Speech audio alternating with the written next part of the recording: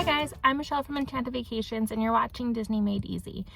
Today's tips are taking toddlers to Disney, whether that's 1, Disneyland, or 2, in Disney World. So I'm going to give you about 6 different tips that I usually will provide to my clients. I also provide a lot more information to them, so if you would like to get a quote for a Disney vacation, feel free to look down in the description below and you can fill in a quote form. I provide so many different services for everybody.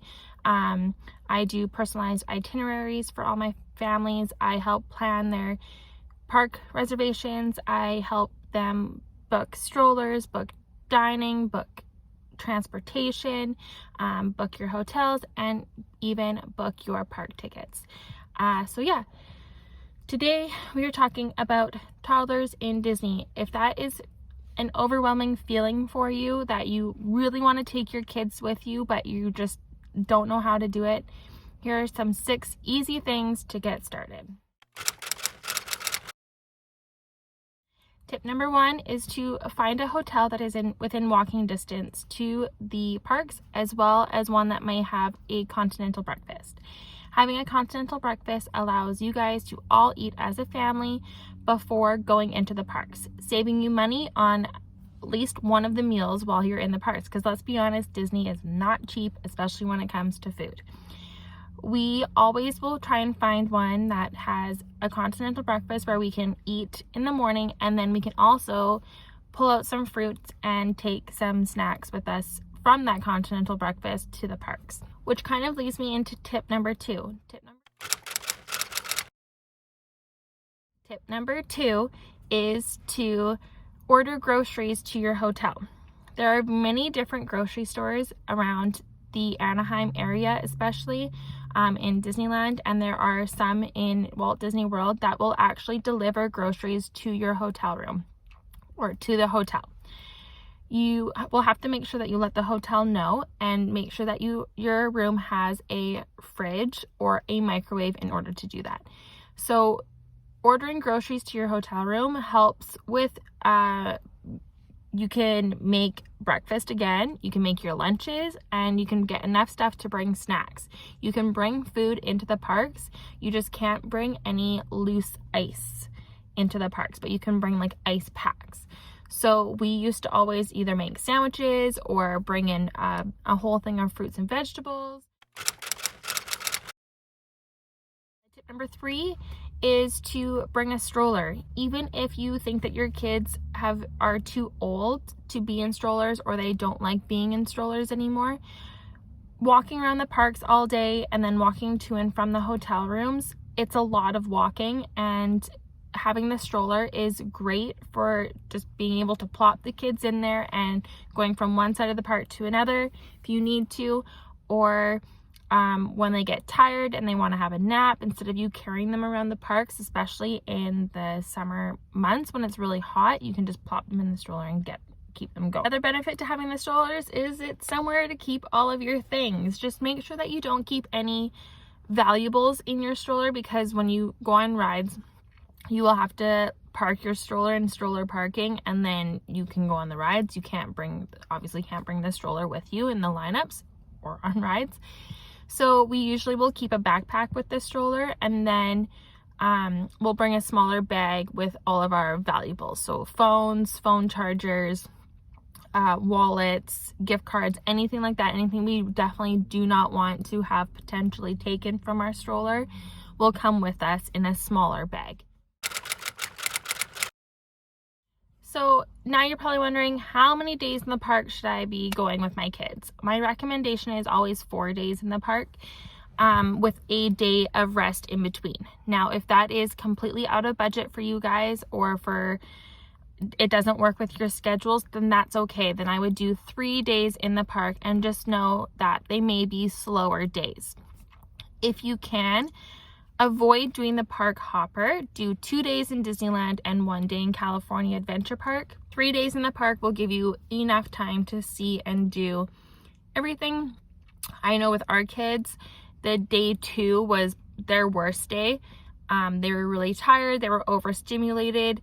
So that actually leads me into my tip number 4. which is take lots of breaks. Whether that is taking a hotel break halfway through the day, going back, resting, letting them run around, stretch their legs, take a nap, eat some food. Definitely take advantage of being close to the parks for your hotel and taking those rest times. Another place that you can go to rest would be the Tom Sawyer's Island. So take the raft over and go and let them kind of run around over there. There's lots of spots in California Adventure Park where the kids can stretch their legs and run around. There's one right by Guardians of the Galaxy.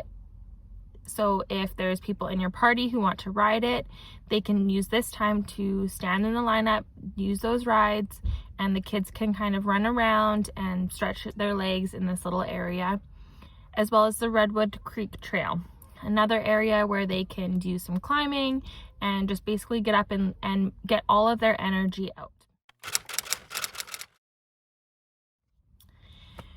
Finally, my last tip is to take advantage of early mornings. Early mornings will be when the lineups are not quite as long as during the middle of the day. Middle of the day is always gonna be crazy busy in Fantasyland and in all like the rides that the kids can do, and not a lot of those rides are included in the Genie Plus option. So keep that in mind as well. If you have the capability of staying on property at Disneyland, whether that's in the Disneyland Hotel, whether that's in Paradise Pier, which is currently under renovations, or at Disney's Grand Californian Hotel, you guys get to take advantage of 30 minutes early entry before anybody else gets into the park, and that includes all of the rides on Fantasyland. So potentially you could get through Dumbo, Peter Pan, Snow White, Mr. Toad, the Carousel, all of these heavy hitter rides in Fantasyland. You can get those done in the 30 minutes before anybody else gets into the parks. They are usually a walk-on at that point. So if you are able to, even if you do a split stay, so you do a couple of nights in the Disneyland Hotel and then move over and do a few other nights in the other ones, that would work too. If you cannot, then try and get to the parks as early as you can. They do open up the gates earlier.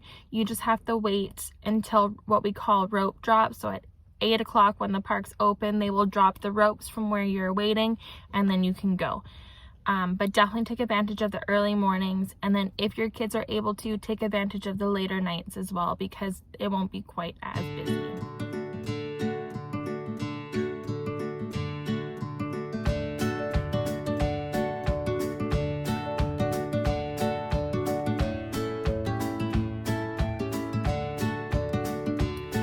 If you're still stressed about booking your trip and taking your toddlers with you, I have so many more tips and tricks to give you. Make sure you fill in the quote form below and we can start getting chatted. I have a whole document on taking kids to Disney that is included after booking and after your final payment.